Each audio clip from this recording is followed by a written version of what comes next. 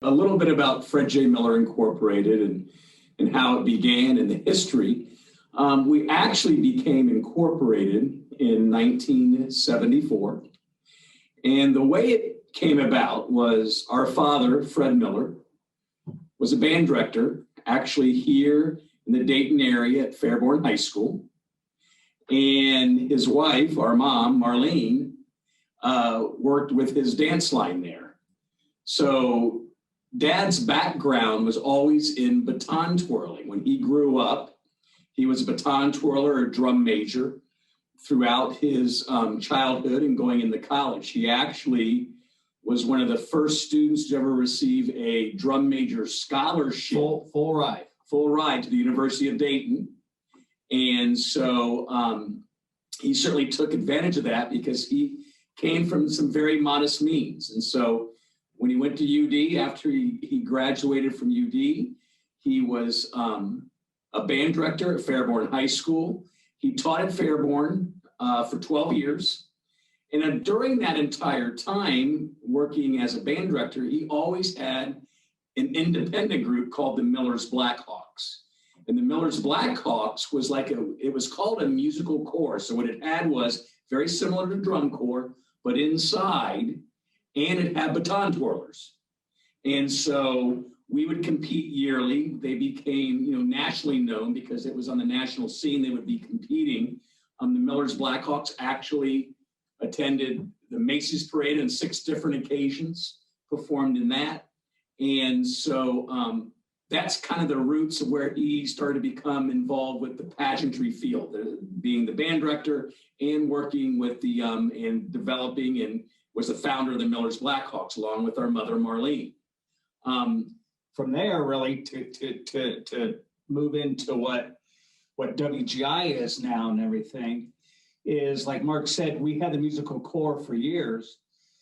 In 1977, he started like a winter guard. We never did anything with WGI at that point. Of course, WGI wasn't even around in 77. Actually, the first championships was in 78. Yes. So we started a winter color guard. Now and that's kind of how we got involved with WGI. So really, we've been around WGI since really the inception of it in terms of color guard. Our first our first WGI that we went to was in 1980 in Cape Cod, Massachusetts. Cape Cod, that's correct. In Cape Cod, when the championships were there. We had done some regionals before that up in Chicago when WGI had some regionals in 1978 in Chicago and 79. And we did a couple of those regionals there. But our first WGI World Championship was at up in Boston at Cape Cod, Massachusetts. And what we brought there was the Miller's Blackhawks, winter color guard. And so that's kind of how the inception of the color guard started with that. Mike and I both performed in that. My sister performed in that. So we kind of grew up in the marching band or in the pageantry in the color guard arena throughout our entire lives. So we were always in the Miller's Blackhawks musical corps also. Mike played percussion. I was a trumpet player. And then we eventually got into the color guard when we had the winter color guard. So that's kind of where we started with all of that. Now going into actual FJM Inc., where we are today, how that all started is my mother, Marlene, she did all the costumes for the color guard. She just made them at home, and she had a couple people just help her. Flags as well. We did, she did the flags. We did all the uniforms or costumes, whatever you want to call them. And so she actually did that. Well, a lot of other groups saw what we were wearing, and they said, well, where'd you get this? Where'd you get this stuff? And so we didn't get it anywhere. Mom would always say, we just did this ourselves.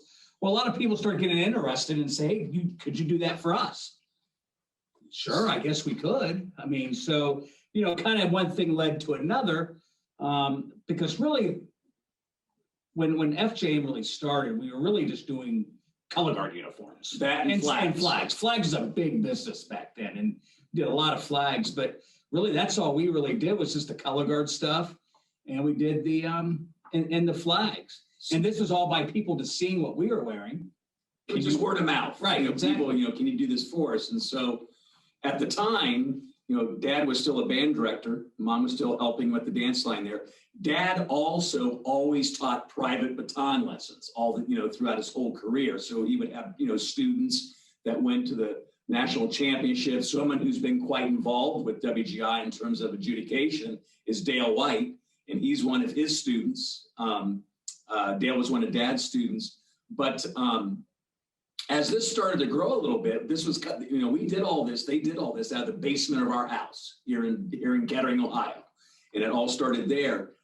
As they saw that started to build a little bit, Dad, I think, saw an opportunity there to start a business, doing FJM Inc.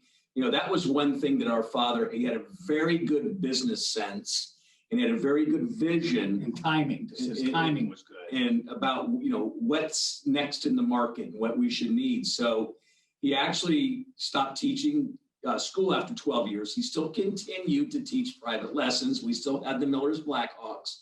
But from there, he started solely focusing on the business part of it, making color guard uniforms, doing flags and things of that nature. And we were still in our home in Kettering. From there, as it started to grow and get bigger, we finally found our own facility. Like an office front. A brick and mortar. And it wasn't huge. It was probably about 6,000 square feet. And we could, we had an office. And he also taught baton twirling there. And so, but we also had some sewing machines in there and doing the flags and the color guard costumes. So that started to grow, and we always were involved with the color guard part of it. So, everyone in the activity just kind of knew of us because we were actively involved in it, and because of our performing groups, and they saw the type of things we were manufacturing and making. And so, the color guard portion, the flag portion just started getting bigger and bigger from there. Really what changed our entire business is Michael Cesario, who is well known in the pageantry field, especially with Drum Corps International.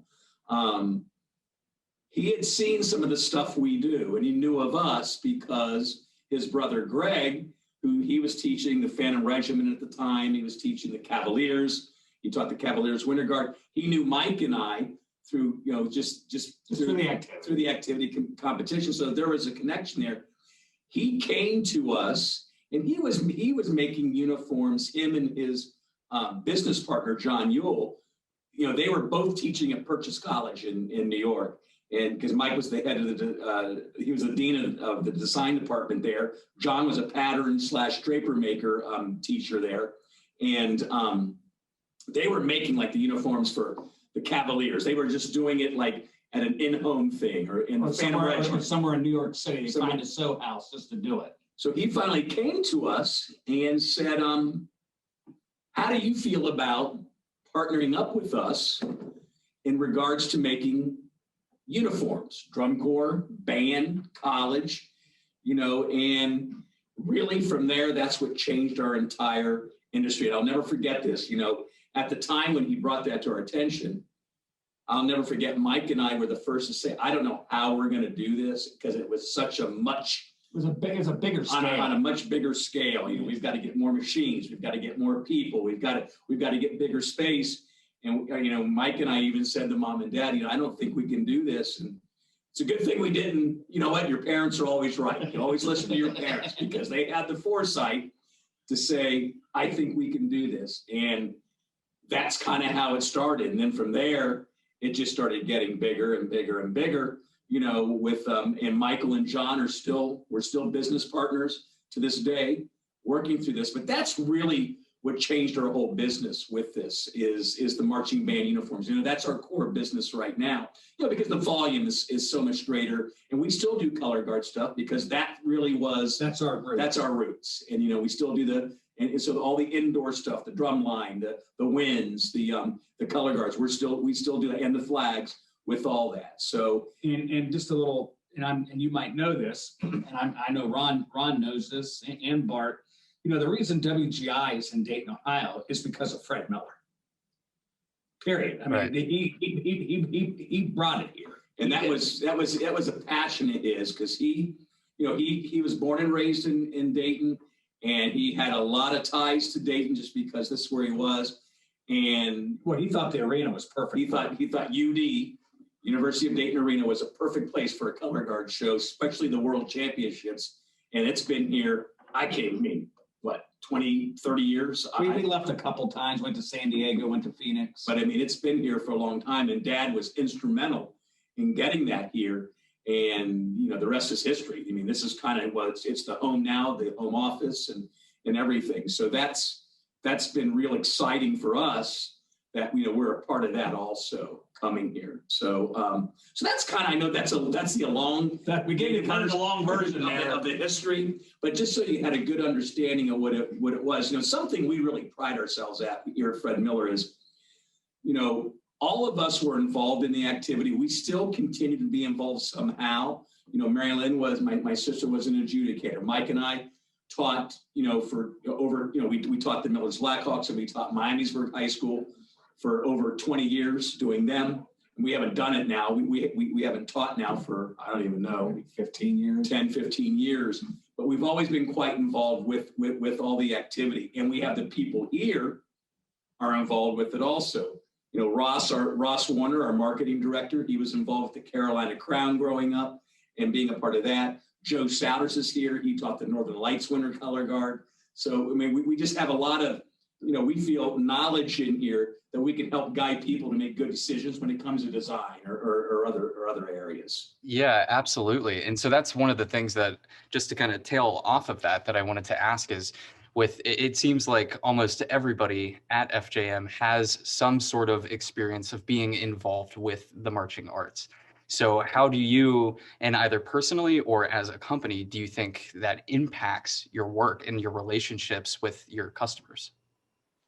Well, I think how it impacts our relationship with our customers by us being in the activity is we've been there. We know what you're thinking. And we know what you've been through. We right. know the difficulties you're having. We know, you know, those types of things make such a huge difference. And so that's a huge advantage. I mean, because like Mark said, we've been involved, you know, with this act. Well, we've been involved with WGI since really the inception of it. I mean, that's how long we've been around and actively involved for many years.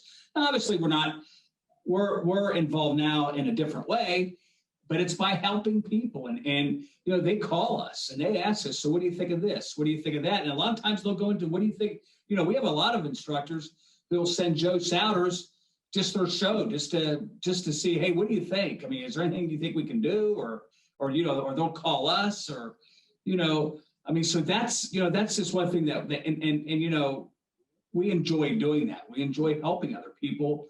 You know, if it's going to make them a little better, that's great.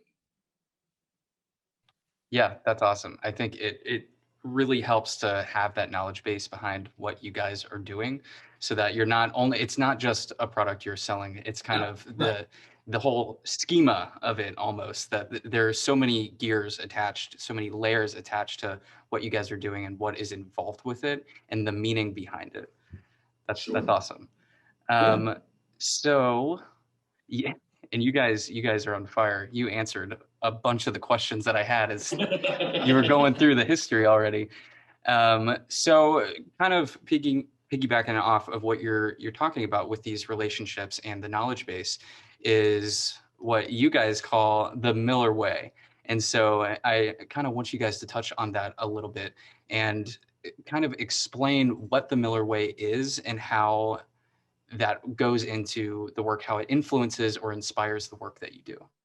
You know, first of all, we're a family-owned business, and that's important to us. And the Miller Way for us starts with us relating that family type of atmosphere to all of our employees and back. You know, and you know, we hear it all the time.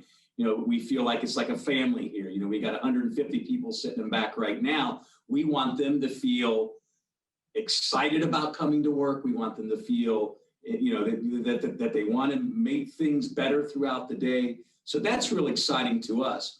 But in regards to our customers, we really do pride ourselves into that Miller way with our customers. Like Mike said, they'll call us just to get an idea or an opinion about something, whether it be their show or whatever. But in terms of our customer service, it's so important to us that we're always in contact with our clients. We don't nickel and dime them for anything. We get it. We want to make the process as easy as possible for you. And what's nice is that we always say is our clients, they can actually talk to an owner anytime they want. They want to call me, Mark and Marilyn, or even Marlene. You call us anytime. We own the company. You have a problem, or you just want to talk about something, or whatever it is. Call one of us, and we pride ourselves in that. The thing is for us, the most important thing is we want to make sure at the end of the process, whatever you're getting, let's say you're getting a new color guard uniform, you're getting a new marching band uniform, flight, whatever, that you're happy. We want you happy and smiling. And if you're not, we're going to make you happy, and we'll figure it out together. Right. It's important to us, because if it's for like a marching band uniform, when you're ready for your next set 8 to 10 years from now, we want you without a doubt to come back to us, because the experience you had with us was the Cadillac of the industry. Right. It was seamless. It was easy. It was easy to do, and you loved what you got. That's what's important to us. Now, if you decide you want to go another direction, we get that. But you got to do what's best for you. We don't pressure you. We don't do any of that here. I mean, if that's what you want to do, because it's like I said, the most important thing to us is that you're happy. Well, if you feel you won't be happy, then if you want to go another direction, you just need to do that.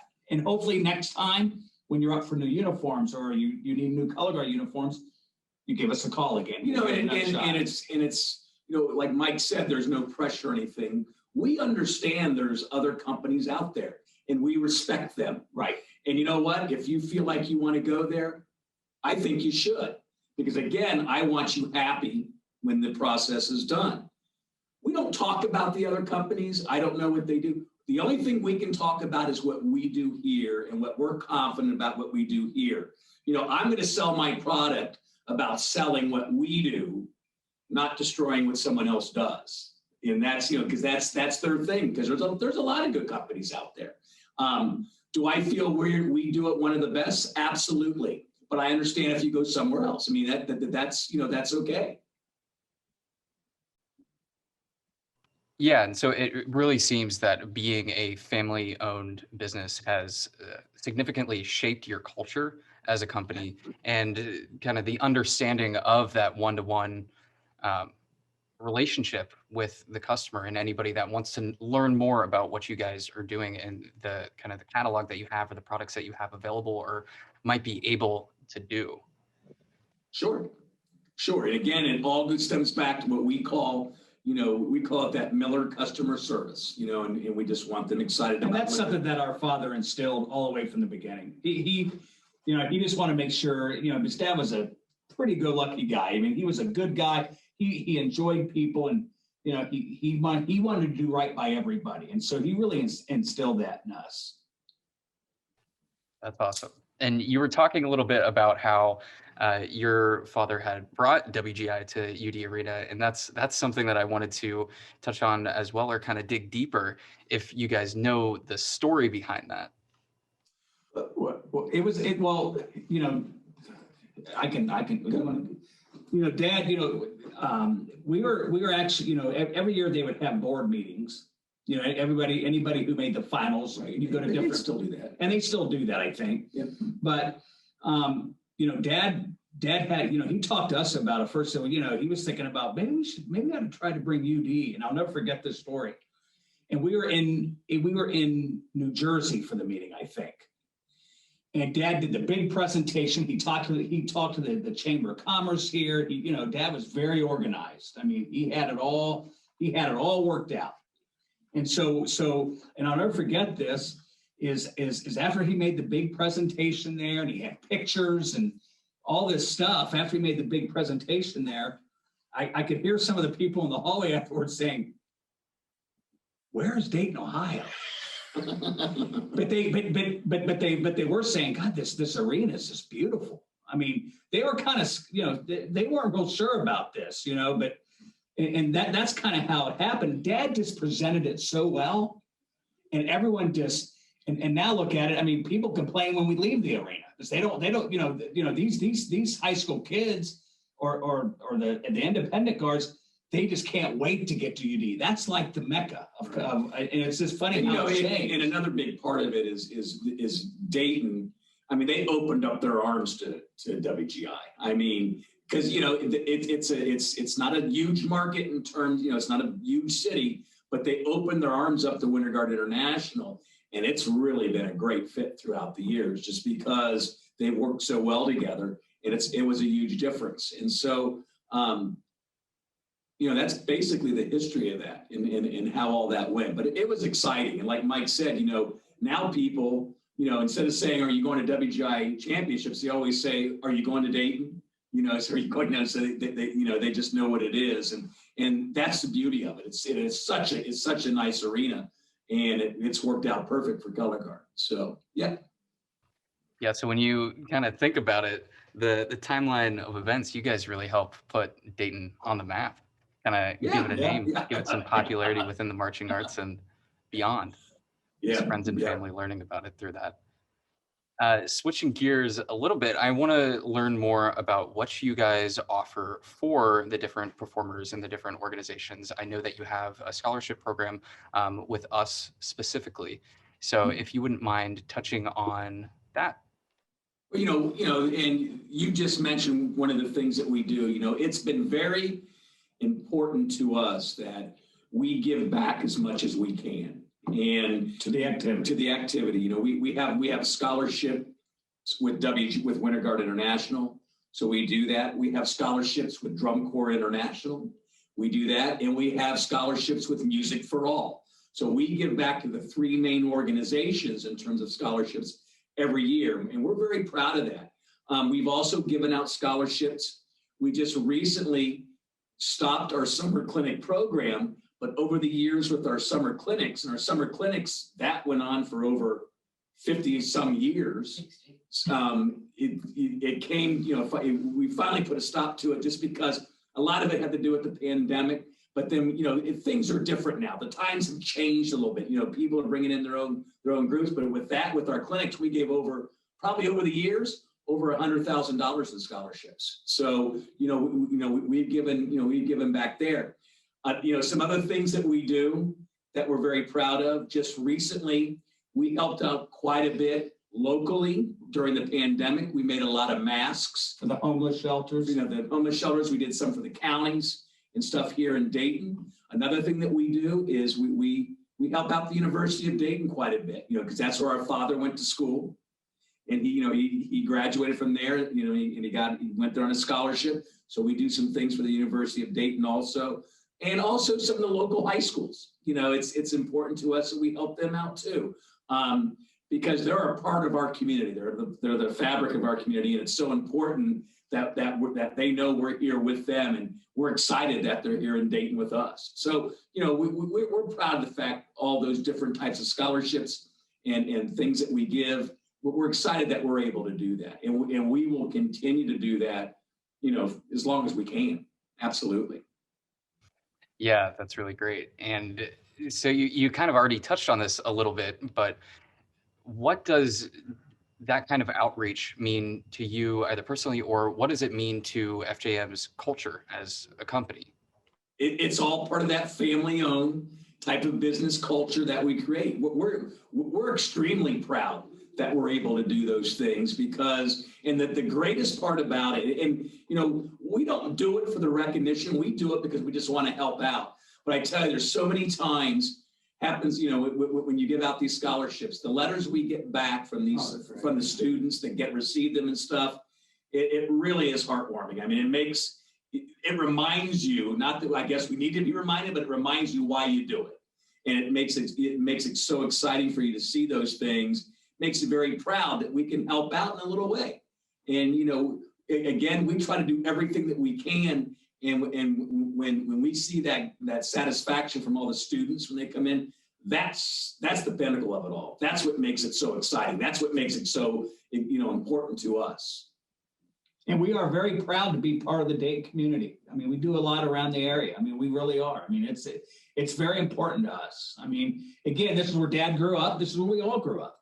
And it's not a huge town, but it's not a small town.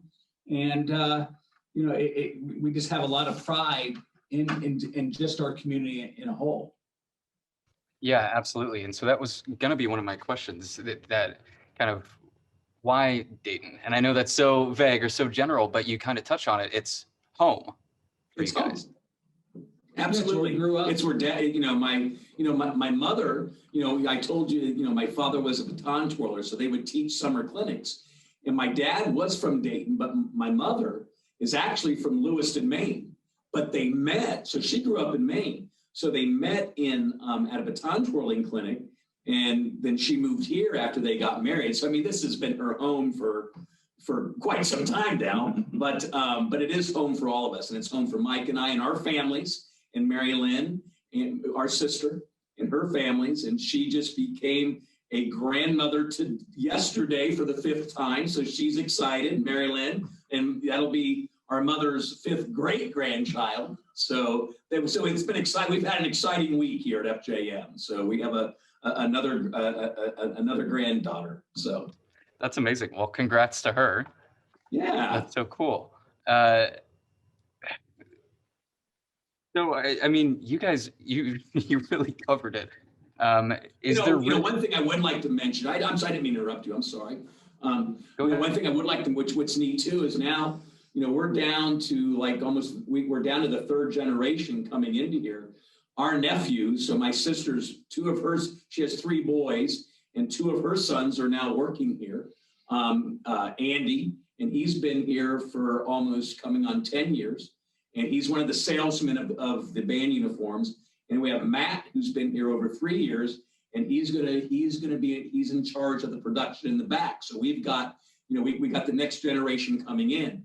An important thing for both my parents was, in terms of the family business, if we had children and other children that want to come into this, we want to give them that opportunity. Mike and I both have kids. They're not in it right now, but there's an opportunity that if they would choose to, they could do that. So that's important to us. But so now we do actually have the 3rd generation in here right now, and it's working out very well. So we're excited about it. How do you see the kind of the, not dichotomy, that wouldn't be the best word for it, but just the difference in perspectives generation to generation, and how that kind of impacts the company's philosophy or way of work itself? Well, we could talk a long time on that one. And that's where the family dynamics you got to be careful with. But it's, things are a lot different than even it was for us now than it was 20 years ago. We've been here over 30 years. Things are different now. And, it's something you got to learn to accept, and how things are changing everything. And so, that's part, when you have a family-owned business, you have those dynamics as other people come in, I think it was difficult for both my parents to be accepting for us. And now we take the next step, and that's the same for us with the next generation. It's and a lot of it just goes to, you got to do a lot of communication with them. And just like Mark said, times are different today than when we were growing up. They just are. And we get that, and we understand that. But I think the most important thing, you got to communicate, and I mean, it seems to be going very well. And these young people, they're a go-getters. I mean, they want to do it all. So you guys got to, sometimes you just got to pull the reins in a little bit. But it's working out. It's working out lovely. I mean, and we're very fortunate. And like Mark said, hopefully. And again, it's going to be their choice. Hopefully some of our kids come in, but if they choose not to, I understand completely. It's up to them. So, but it is, I mean, you just got to work around all that, and it's been working out well. Absolutely. Yeah. And with the kind of still increases in digital communications and just the world of tech. It's especially interesting to me to look at a company or organization that started before the age of broadband and just Right. Wi-Fi in general, and how they've Cell changed phones. their exactly marketing practices or just working practices, and being able to change their communications to the public or even internally, and how that's really shaped their way. And yes, Sure. to some extent, it's almost as if more is expected in a digital age, communications wise. But on the other hand, you have that outlet and you have that opportunity to reach way more people than you could have ever before. Sure. Absolutely. Yeah. So speaking to that, how do you guys see FJM or in the next few years or so, or what do you have going on? What is something exciting you guys have going on that you want to talk about? Well, we're constantly internally, we're constantly trying to improve methods in terms of how we produce things, how we make things. We go through pattern reviews all the time with Michael, Cesario, and John, and even in our Lycra, which we call our color, the color guard department, we're always going through pattern modifications because we're always trying to ensure the best fit. But down the road, I think the digital communication is where it's and I think we learned a lot during the pandemic about digital communication. We've had a lot of these Zoom meetings with directors, and we still need Ross to come in here, at least for me and my brother, and start it because we're just not as tech savvy. These young guys, they know how to do all this stuff. But I think in terms digitally, it's that's going to play a big role. But in the same breath, we always say we're in the color business. So, what you see on the TV or you see in a Zoom meeting, you still got to see things live. You still got to have those one-on-one meetings so they can actually see the color, feel the color, touch it. So, even though we are going to go more digital, I still think in what we do, it's very important that we're able to get out there and have that face-to-face interaction so they can see exactly what's going on. And clearly that's been difficult this past year because of what's going on. And, it appears things are getting better, and hopefully they do. And then we can get back to somewhat of a normality and what's going on with everything, and we can keep moving forward. But, in terms of products, what we got coming down the road, I mean, we're always, and we're very fortunate because we have so many people, like we said earlier, involved in the activity. And we're also fortunate to have Michael Cesario, is we're always looking for the next thing. Michael's always looking for the next thing. And there's a lot of exciting stuff that's going to be coming out here. I wouldn't say within the next month or two, but in probably the next 6 months, we're working on a lot of different things that we're very excited about. So there's a lot of things, because like we said, what's important to us too is we like to be the leaders in everything, and we like to be the innovators of everything. And we feel we really have been. I mean, I can go through a whole list of things that we started, but, so we're always thinking about what's next. And that's another exciting thing is we're always thinking of the future, of what else, how can we push this and do this? And so, like I said, we've got a lot of things, I think, in the cooker right now that are going to be very exciting for us. So, yeah, I'm excited to keep an eye out and see what you guys have down the line. And speaking to the future, beyond the implications for FJM, why do you think it is important for the indoor activities to continue to thrive? Oh, I tell you, it's an awesome activity. It's when we go to WGI and we see these performers out there, and when we see them out behind the arena as they're preparing or warm ups or whatever, you see the excitement from these kids, the things that they're learning. You can't even put a price tag. It's the greatest thing in the world. And I tell you, the marching arts, no matter what you're doing, color guard, indoor winds, drum corps, marching band, whatever you want to call it, it's awesome for these kids. I mean, it teaches them so much to prepare for life. They're so, the working together, budgeting your time. I mean, the list could go on and on. And I tell you, that's what's exciting. And I'll tell you this, the talent level that I see out there at WGI year after year compared to what it was 20 years ago. It's unbelievable. It blows my mind how much talent level is out there when those kids are performing. I can't believe it. I mean, I'm just like, my gosh, I can't believe what they're doing. And that all goes back to training. I mean, so what I'm saying is these people that are teaching these kids are doing something right. And hopefully they're teaching to be, besides, just spinning a rifle or a flag or a saber, just to be good people. But I tell you what, like Mark said, we go every year and we're like, I can't believe the stuff they're doing. I mean, we would never be able to do that 20 years ago with Miamisburg. I mean, it's pretty remarkable. And that's a neat thing to see also is the talent level. I mean, these kids are just fantastic. So that's what's neat about it.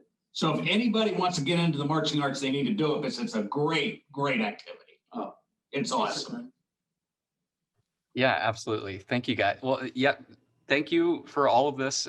Really appreciate it and the time again that you guys have taken out of your day to give us a little rundown of the history of FJM and the family business, and really the relationships you have internally and externally is so great to hear and just so refreshing. And just to know that there is the need for kind of that brick and mortar, as you guys were talking about, that it's not only the charm of having an in-person place, but just being able to have that one-on-one, that intimate conversation or relationship, to be able to see something in person and see it for yourself and really just get to know who you're working with is so great. Yep. And with that, I'll leave it to you guys. Is there anything else that you want to mention for our followers or audience? No, I think, again, as Mike said, I think what a wonderful activity that we're all involved in.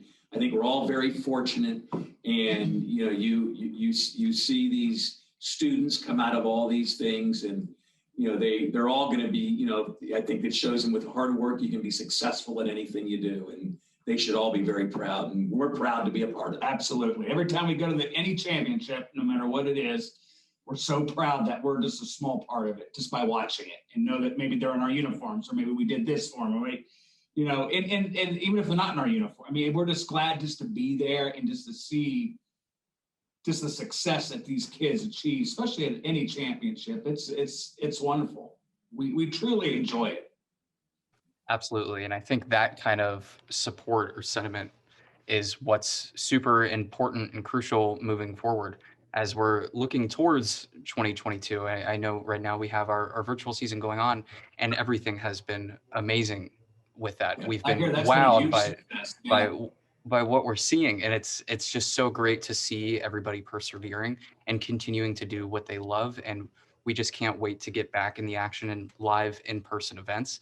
And I think that kind of sentiment and that kind of support is what's really fueling that drive towards it, not only for WGI Sport of the Arts, but for the WGI community in general.